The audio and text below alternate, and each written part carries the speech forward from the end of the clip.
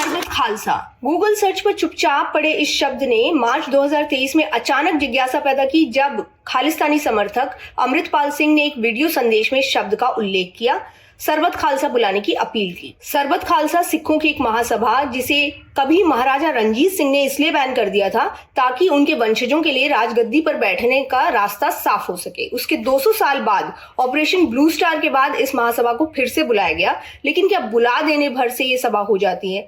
क्यों इस महासभा को आम सभा समझने की गलती नहीं की जाती? ये समझने के लिए सरबत खालसा को थोड़ा शुरू से समझना होगा। सरबत का अर्थ है सभी और खालसा शब्द सिख समुदाय के अनुयायियों के लिए इस्तेमाल किया जाता है, तो सभी सिखों की सभा को सरबत खालसा कहा गया। बताया जाता है कि गुरु गोविंद सिंह के निधन के बाद 18वीं शताब्दी में अलग अलग मौकों पर सरबत खालसा का आयोजन किया गया।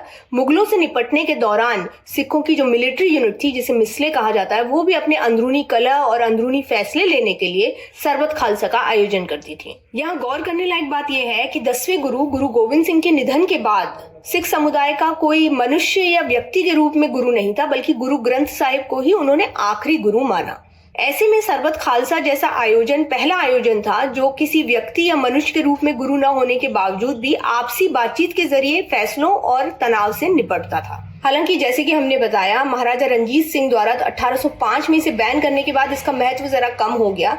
इस बीच ब्रिटिश काल में सिख समुदाय के इस वक्त के सबसे प्रभावशाली संगठन की नींव पड़ी, जिसका नाम है शिरोमणि गुरुद्वारा प्रबंधक कमेटी यानी SGPC। ये समिति न सिर्फ भारत के गुरुद्वारों का रखरखाव और प्रबंधन संभालती है, बल्कि कहा जाता है कि सिख समुदाय से जुड़े अहम फैसले, जिसमें राजनीतिक फैसले भी शामिल हैं, उसमें इस समिति का अहम रोल होता है। लेकिन दिलचस्प है कि सरबत खालसा जब 200 साल बाद 1986 में खुले तौर पर बुलाया गया तो उससे SGPC ने खुद को दूर रखा।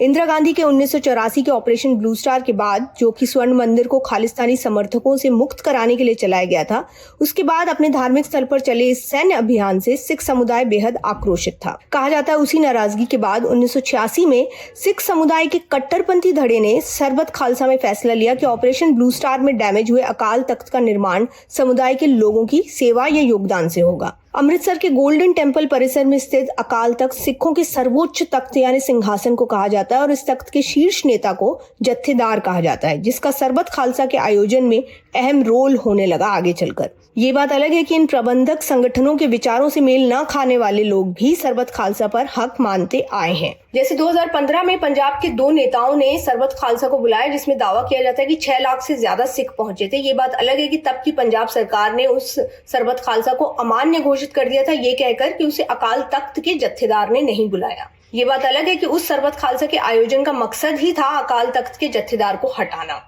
2023 में अमृतपाल सिंह ने सरबत खालसा बुलाने की अपील किससे की? अकाल तख्त के वर्तमान जत्थेदार यानी हरप्रीत सिंह से। हालांकि SGPC ने यह साफ किया कि सरबत खालसा को कब, क्यों और किस लिए बुलाना है, ये जत्थेदार खुद तय करता है, ना कि किसी के कहने पर तय करता है।